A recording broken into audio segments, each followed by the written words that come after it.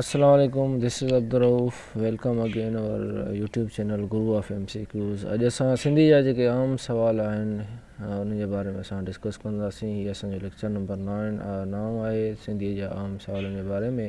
पहिरियां असां 8 lecture record करे चुका आहियूं. अॼु असांजो पहिरियों सवाल आहे त सच्चा सरमस्त जो उस्ताद जो नालो जेको हुयो हाफ़िज़ अब्दुल्ला हुयो ऐं सच्चा सरमस्त दराज़ा ॻोठ में पैदा थियो. इहो बि असांजो हिकिड़ो आम सवालु आहे. सच्चा सरमस्त मीरनि ऐं टालपरनि जे दौर सां तालुक़ु रखंदो हुयो. तव्हांखे ख़बर आहे त हुनखे हफ़्ते ज़बान बि शाइर सॾियो वेंदो आहे. ऐं सच्चा सरमस्त जी जेका चेयर आहे त उहा आहे शाह अब्दुल लतीफ़ यूनिवर्सिटी में. सचल काफ़ी घड़ोली झूलणो मौलूद गज़ल ॾहीड़ो ऐं बेद वॾे में अंग में चया आहिनि. ॿियो सुवालु आहे त सचल अनल हक़ जो पंहिंजे कलाम में नारो हुयो. ऐं ॿियो असांजो सुवालु आहे त ख़लीफ़ो नबी बख़्श पीर मोहम्मद राशिदी जो ख़लीफ़ो हुयो. सामी जो असुलु नालो भाई चंद राय आहे ऐं सामी जेको ज़ात जो लुंड हुयो ऐं सामी जे पीउ जो नालो भाई बचो मल हो. इहो हिकिड़ा सामी जा आम सुवाल आहिनि.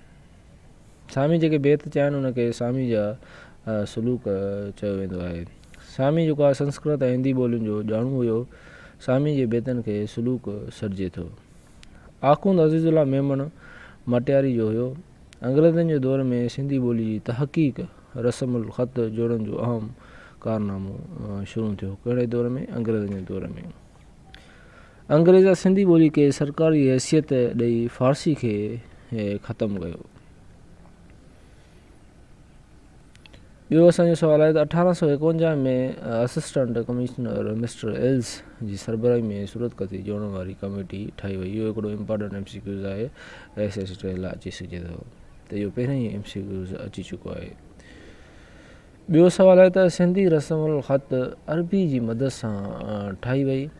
ॿियो असांजो सुवालु आहे त सिंधी रस्मुल ख़त में 29 अरबी ऐं 3 फ़ारसी जा अख़र आहिनि.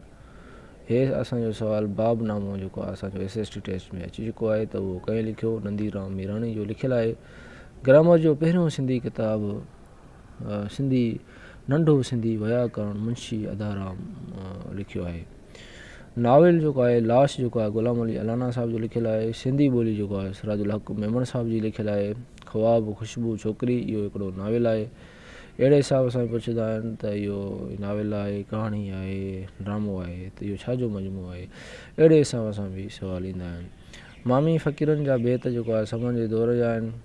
मिर्ज़ा कलीज बेग जेको आहे टंडो ठोड़ो में ॼायो.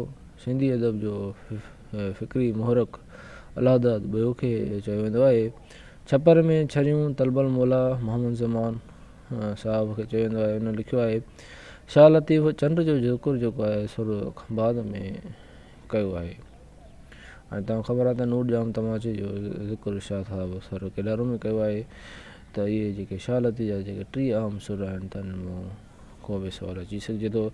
इहो जेके शाह लतीफ़ जा 3 सुर आहिनि असां हिन में डिटेल में वीडियो ठाहे चुका आहियूं. थी वियो? हाँ वीडियो भरे